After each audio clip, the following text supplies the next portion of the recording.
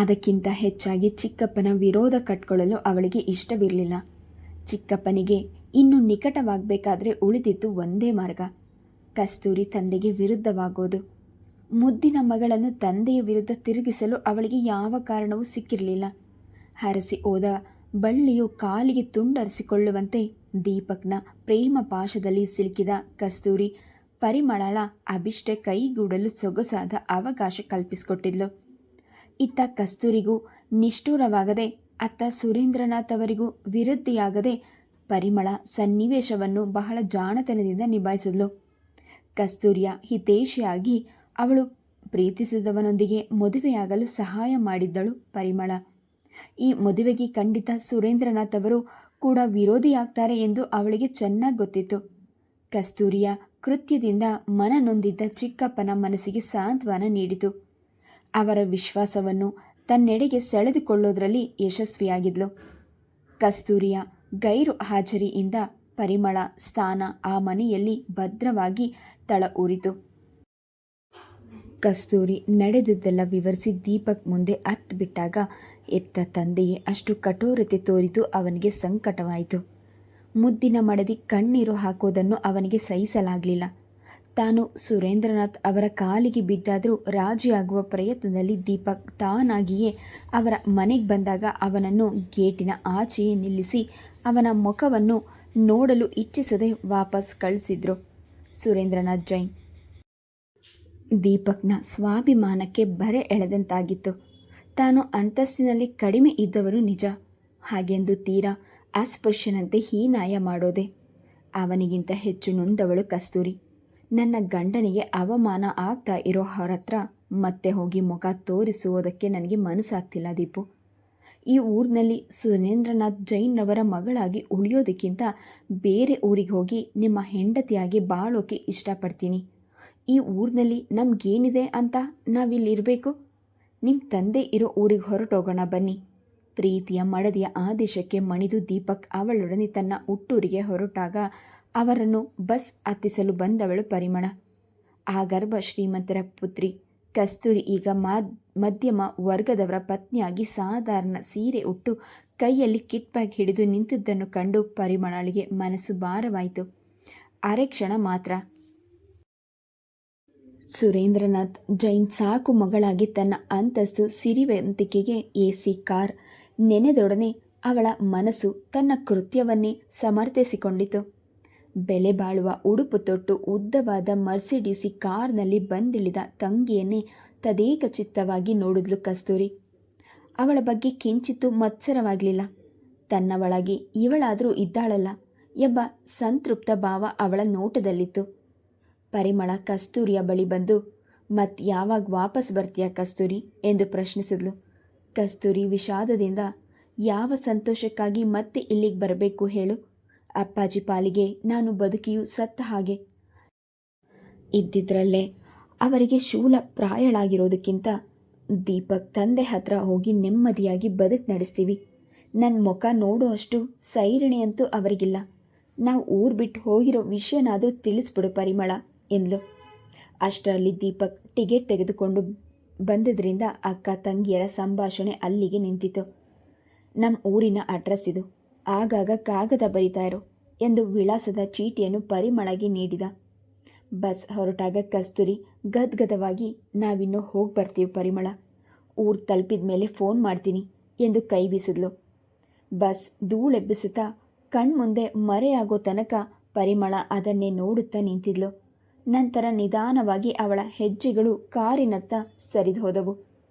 Car ಏರುವ ಮುನ್ನ ದೀಪಕ್ ನೀಡಿದ ವಿಳಾಸದ ಚೀಟಿಯನ್ನು ಚೂರು ಚೂರಾಗಿ ಹರಿದು ಗಾಳಿಗೆ ತೂರಿದಾಗ ಅವಳ ಮುಖದಲ್ಲಿ ವಿಲಕ್ಷಣ ನಗು ಮೂಡಿತು. ಆಗ ದಾವಣಗೆರೆ ಚಿತ್ರದುರ್ಗಕ್ಕೆ ಸೇರಿದ ತಾಲೂಕಾಗಿತ್ತು. ಅಲ್ಲಿ ಕುಂಬಾರಪೇಟೆ ಎಂಬ ಸಣ್ಣ ಬಡಾವಣೆಯಲ್ಲಿ ದೀಪಕ್ನ ಸಣ್ಣ ಮನೆಯಿತ್ತು. ದೀಪಕ್ನ ತಂದೆ ಅಲ್ಲೊಂದು ಟೈಲರ್ ಅಂಗಡಿ ಹಾಕ್ಕೊಂಡಿದ್ರು. ಅನಿರೀಕ್ಷಿತವಾಗಿ ಬಂದಿಳಿದ ಮಗ ಸೊಸೆಯನ್ನು ಕಂಡು ಅವರು ದಂಗಾಗಿದ್ರು. ದೀಪಕ್ ನಿಧಾನವಾಗಿ ಕುಳಿತು ಅವರಿಗೆ ನಡೆದ ವಿಷಯವೆಲ್ಲ ತಿಳಿಸಿದ ಮೇಲೆ ಅವರಿಗೆ ಪರಿಸ್ಥಿತಿ ಅರಿವಾಯಿತು. ಅರಮನೆಯಲ್ಲಿ ರಾಜಕುಮಾರಿಯಂತಿದ್ದ ಹುಡುಗಿ ಬಡ ಕುಟೀರಕ್ಕೆ ಬಂದಿರೋದು ಕಂಡು ಅವರಿಗೆ ಎದೆ ಭಾರವಾಯಿತು. ಅವರಿಗೆ ಕನ್ನಡ ಬರ್ತಿರಲಿಲ್ಲ. ಕಸ್ತೂರಿಯ ಕಡೆಗೆ ತಿರುಗಿ, ಇನ್ಮೇಲೆ ಇದು ನಿನ್ನ ಮನೆ. ನಿನ್ನ ತಂದೆ ಮನೆಯಲ್ಲಿದ್ದ ವೈಭವ ಇಲ್ಲಿಲ್ಲ. ಆದರೆ ಇಂದಿನಿಂದ ನೀನು ನನ್ನ ಮಗಳೆಂದೇ ಭಾವಿಸ್ತೀನಿ ಎಂದು ಅವರ ಭಾಷೆಯಲ್ಲಿ ಹೇಳಿದಾಗ ದೀಪಕ್, ಕಸ್ತೂರಿ ಇಬ್ಬರಿಗೂ ಹೃದಯ ತುಂಬಿ ಬಂತು. ಅವರ ಮನೆಯಲ್ಲಿ ಫೋನಿನ ಸೌಲಭ್ಯವಿರಲಿಲ್ಲ. ಆಗಿನ ಕಾಲದಲ್ಲಿ ಮೊಬೈಲ್ ಫೋನ್ಗಳು ಹೆಸರನ್ನು ಕೂಡ ಅರಿಯರು. ಕಸ್ತೂರಿ ಹತ್ತಿರದಲ್ಲಿದ್ದ ಸಾರ್ವಜನಿಕರ ಬೂತಿಗೆ ಹೋಗಿ ತಂದೆಯ ಫೋನಿಗೆ ಫೋನ್ ಮಾಡಿದ್ಲು. ಪರಿಮಳಳ ಅದೃಷ್ಟವೆಂಬಂತೆ ಫೋನ್ ಅವಳೇ ತೆಗೆದುಕೊಂಡ್ಳು. ಕಸ್ತೂರಿಯ ದನಿ ಕೇಳಿದೊಡನೆ ಅವಳು ದೂರಾಲೋಚನೆ ಜಾಗೃತಗೊಂಡಿತು. ಆ ಹೊತ್ನಲ್ಲಿ ಸುರೇಂದ್ರನಾಥ್ ಮನೆಯಲ್ಲಿ ಇರಲಿಲ್ಲವಾದ್ದರಿಂದ ಪರಿಮಳ ಧೈರ್ಯದಿಂದ, ಕಸ್ತೂರಿ ಹೇಗಿದೆಯಾ, ಊರು ಹೇಗಿದೆ ಎಂದು ವಿಚಾರಿಸ್ಕೊಂಡ್ಳು. ಇಲ್ಲೆಲ್ಲ ಚೆನ್ನಾಗಿದೆ. ದೀಪಕ್ ತಂದೆ ಕೂಡ ತುಂಬ ಒಳ್ಳೆಯವರು. ಅಪ್ಪಾಜಿ ಹೇಗಿದ್ದಾರೆ ಎನ್ನುವಾಗ ಅವಳ ದನಿಯಲ್ಲಿ ತಂದೆಯ ಬಗ್ಗೆ ಕಳಕಳಿ ತುಂಬಿತ್ತು. ಸದ್ಯ ನೀನು ಫೋನ್ ಮಾಡ್ತಿರೋ ಹೊತ್ತು ಒಳ್ಳೆಯದು. ಅಪ್ಪಾಜಿ ಮನೆಯಲ್ಲಿಲ್ಲ. ಅವರು ಇದ್ದಿದ್ರೆ ಏನೇನು ಅನಾಹುತ ಆಗ್ತಿತ್ತೋ. ಪರಿಮಳಳ ಮಾತು ಕೇಳಿ ಕಸ್ತೂರಿಯ ಮುಖ ಕಳೆಗೊಂದಿತು. ಅಂದರೆ ನೀನು ಏನು ಹೇಳ್ತಿದ್ಯಾ ಪರಿಮಳ? ನಿನ್ನ ಹೆಸರೆತ್ತಿದ್ರೆ ಅಪ್ಪಾಜಿ ಕೆಂಡಮಂಡಲವಾಗ್ತಾರೆ. ಅವರದು ಕ್ಷಣಕ ಕೋಪ, ತಾತ್ಕಾಲಿಕ ಆಕ್ರೋಶ ಅಂತ ನಾನು ಇಷ್ಟು ದಿನ ಸುಮ್ಮನಿದ್ದೆ ಕಸ್ತೂರಿ. ಆದರೆ ನಿಜವಾಗಿಯೂ ಅವರಿಗೆ ನಿನ್ನ ವಿಷಯದಲ್ಲಿ ವಿಮುಖರಾಗಿಬಿಟ್ಟಿದ್ದಾರೆ. ನಿನ್ನ ಬಗ್ಗೆ ಒಂದು ಮಾತನಾಡಿದ್ರೂ ಕಿಡಿಕಿಡಿಯಾಗಿ ಬಿಡ್ತಾರೆ ಗೊತ್ತಾ. ನನಗಂತೂ ಈಗೀಗ ಅವ್ರ ಮುಂದೆ ನಿಂತ್ಕೊಳ್ಳೋಕ್ಕೆ ಭಯ ಆಗುತ್ತೆ. ತಂದೆಗೆ ಪ್ರಾಣ ಪ್ರಿಯಳಾಗಿದ್ದ ತಾನು ಅವರಿಂದ ಪ್ರತ್ಯೇಕಳಾಗಿ ಅವರ ಪ್ರೀತಿಯನ್ನು ಕಳೆದುಕೊಂಡು ಬದುಕಬೇಕು ಎಂದುಕೊಂಡಾಗ ಕಸ್ತೂರಿಗೆ ತನ್ನ ಅವಿಭಾಜ್ಯ ಅಂಗವನ್ನೇ ಕಳೆದುಕೊಂಡಷ್ಟು ಸಂಕಟವಾಯಿತು. ಕಸ್ತೂರಿ, ನೀನು ಬೇಜಾರು ಮಾಡ್ಕೊಳ್ದೆ ಇದ್ದರೆ ಒಂದು ಮಾತು ಹೇಳ್ತೀನಿ. ಏನದು ಎನ್ನುವಾಗ ಕಸ್ತೂರಿಯ ದನಿಯಲ್ಲಿ ಸತ್ಯವೇ ಇರಲಿಲ್ಲ. ಅಪ್ಪಾಜಿಗೆ ಮೊನ್ನೆಯೆಲ್ಲ ಬ್ಲಡ್ ಪ್ರೆಷರ್ ಜಾಸ್ತಿ ಆಗಿತ್ತು. ಅವರ ಮನಸ್ಸಿಗೆ ಹೆಚ್ಚು ಒತ್ತಡ ಕೊಡಬಾರ್ದು ಅಂತ ಡಾಕ್ಟರ್ ಹೇಳಿದ್ದಾರೆ. ಪದೇ ಪದೇ ನೀನು ಇಲ್ಲಿಗೆ ಫೋನ್ ಮಾಡ್ತಿದ್ರೆ ಅವರಿಗೆ ವಿಷಯ ತಿಳಿಯೋದೇನೂ ಕಷ್ಟವಲ್ಲ. ಆಮೇಲೆ ಅವರ ಕೋಪ ಇನ್ನಷ್ಟು ಜಾಸ್ತಿಯಾಗಿ ಉದ್ವೇಗ ಪಟ್ಕೊಂಡು ಆಮೇಲೆ ಅವರ ಹೃದಯಕ್ಕೇನಾದರೂ.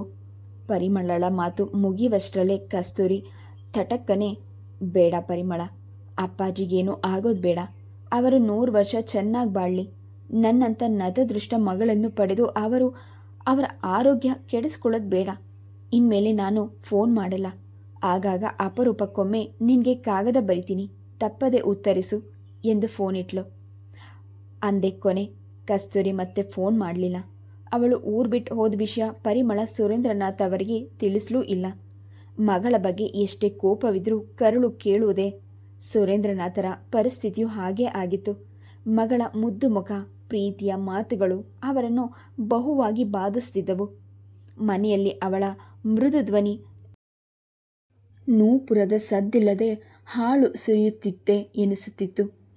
ಎಲ್ಲಿ ಕಾಲ್ಗೆಜ್ಜೆಯ ಸದ್ದು ಕೇಳಿಸಿದ್ರೂ ಮಗಳ ನಿರೀಕ್ಷೆಯಿಂದ ಗಕ್ಕನೆ ಅವರ ನೋಟ ಅತ್ತ ತಿರುಗ್ತಿತ್ತು. ಕಸ್ತೂರಿ ಅವರ ಬದುಕಿನ ಒಂದು ಭಾಗವೇ ಆಗಿದ್ಲು. ಬೆಳಗ್ಗೆ ಅವರ ಕಣ್ಬಿಟ್ಟೊಡನೆ ಅವರ ದಿನಚರಿಗೆ ಸಹಾಯ ಮಾಡುತ್ತಿದ್ದವಳು ಕಸ್ತೂರಿ. ದೇವರ ಮನೆಯಲ್ಲಿ ರಂಗು ರಂಗಾಗಿ ಸ್ವಸ್ತಿಕ್ ರಂಗೋಲಿ ಬರೆದು ಆರತಿ ಹಚ್ಚು ಇಡ್ತಿದ್ಲು. ಅವರಿಗಿಷ್ಟವಾದ ಅಡಿಗೆ ತಿನಿಸುಗಳನ್ನು ತಾನೇ ಮೇಲ್ಚಾರಣೆ ವಹಿಸಿ ಸಿದ್ಧ ಮಾಡುತ್ತಿದ್ಲು. ಅವರ ಕಲಾತ್ಮಕ ಅಭಿರುಚಿಗೆ ತಕ್ಕಂತೆ ಉಡುಪುಗಳನ್ನು ತೆಗೆದಿಡ್ತಿದ್ಲು. ಅವರ ಕಾರು ಯಾವಾಗಲೂ ಶುಭ್ರವಾಗಿ ಪಳಪಳ ಹೊಳೆಯುವಂತೆ ಡ್ರೈವರ್ಗೆ ಆದೇಶ ನೀಡಿ ಕೆಲಸ ಮಾಡಿಸ್ತಿದ್ಲು. ಮನೆಯಲ್ಲಿ ಎಲ್ಲ ವಹಿವಾಟುಗಳು ಅವಳ ಕೈವಾಡದಲ್ಲೇ ಮೀರ್ತಿತ್ತು. ಈಗ ಪರಿಮಳ ಆ ಜವಾಬ್ದಾರಿಯೆಲ್ಲ ವಹಿಸ್ಕೊಂಡಿದ್ರು.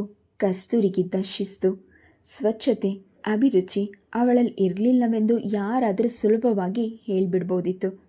ದಿನಗಳು ಕಳೆಯುತ್ತಿದ್ದಂತೆ ಸುರೇಂದ್ರನಾಥ್ ಅವರ ಮನಸ್ಸು ಹೆಚ್ಚೆಚ್ಚಾಗಿ ಮಗಳಿಗಾಗಿ ಹಂಬಲಿಸ್ತಿತ್ತು. ಎಷ್ಟೋ ಬಾರಿ ಮಂದಿರಕ್ಕೆ ಹೋದಾಗ ಮಗಳು ಬರುವಳೇನೋ ಎಂಬ ಆಸೆಯಿಂದ ಅಲ್ಲೇ ಗಂಟೆಗಟ್ಟಲೆ ಕುಳಿತು ಬಿಡ್ತಿದ್ರು. ಕಸ್ತೂರಿಯ ವಯಸ್ಸಿನ ಹೆಣ್ಮಕ್ಕಳು ಬಂದರೆ ಅವರ ಪ್ರೀತಿಪೂರ್ವಕ ನೋಟ ಅವರುಗಳನ್ನೇ ಹಿಂಬಾಲಿಸ್ತಿತ್ತು. ಮಗಳ ಮುಖ ಎಂದು ನೋಡುವೆನೋ ಎಂದು ಅವರ ಮನಸ್ಸು ಪರಿತಪಿಸ್ತಿತ್ತು. ಕಸ್ತೂರಿ ಗಂಡನೊಡನೆ ಊರು ಬಿಟ್ಟು ಹೊರಟು ಹೋಗಿದ್ದಾಳೆ ಎಂಬ ಕಲ್ಪನೆಯೂ ಅವರಿಗಿರಲಿಲ್ಲ. ಒಮ್ಮೆ ಅವರಾಗಿಯೇ ಪರಿಮಳ ರೂಮಿಗೆ ಬಂದಾಗ ಅವಳು ಆಶ್ಚರ್ಯದಿಂದ ಎದ್ದು ನಿಂತಳು. ಸುರೇಂದ್ರನಾಥ್ ಮನೆಯವರನ್ನು ತಮ್ಮ ವಿಶಾಲವಾದ ಕೋಣೆಗೆ ಕರೆಸಿಕೊಳ್ಳುತ್ತಿದ್ದರೆ ಹೊರತು ಅವರಾಗಿ ಎಂದು ಯಾರ ರೂಮಿಗೂ ಕಾಲಿಟ್ಟವರಲ್ಲ. ಇಂದು ಮಗಳ ಮೇಲಿನ ಮಮಕಾರ ಅವರನ್ನು ಅಲ್ಲಿಗೆ ಎಳೆತಂದಿತು. ಪರಿಮಳ ತೊದಲುತ್ತಾ, ಅಪ್ಪಾಜಿ ನೀವ್ಯಾಕೆ ಬಂದ್ರಿ? ಹೇಳಿ ಕಳಿಸಿದ್ರೆ ನಾನೇ ಬರ್ತಿದ್ನಲ್ಲ ಎಂದು ಹೇಳಿದಾಗ ಸುರೇಂದ್ರನಾಥ್ ಅವಳ ಕಡೆ ದೀನರಾಗಿ ನೋಡಿದ್ರು.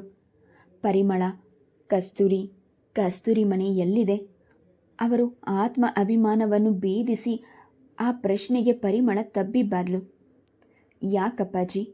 ಒಂದ್ಸಲ ಅವಳನ್ನು ನೋಡಬೇಕು ಅಂತ ಮನಸ್ಸು ತುಂಬ ಹಂಬಲಿಸ್ತಾ ಇದೆ ಎಂದು ಮಾತು ಮುಗಿಯುವಷ್ಟರಲ್ಲಿ ಅವರ ದನಿ ಗದ್ಗದಿತವಾಯಿತು.